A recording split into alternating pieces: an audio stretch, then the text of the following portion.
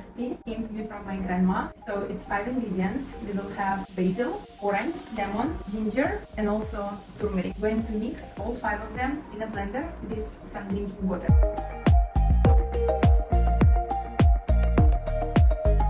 And I also have like a little bit of mint, which will be also interesting. But this is our basil, and then some mint.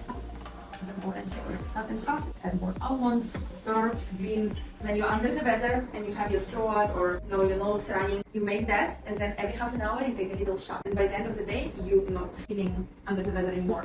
This is just a purified drinking water. And now we'll close the blender, and we need to blend it.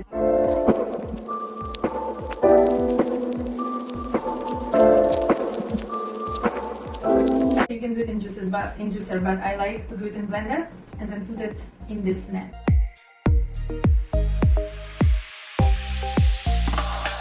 Three main benefits of this magical drink. Number 1, it's your immunity. Definitely it heals you and gives you so much energy. Number 2, it's really good for your skin. That's how my grandma taught me. If you mix ginger and turmeric and lemon, this magical combination always will make your skin glowing. It's a perfect blend of vitamins that will keep you up for a day.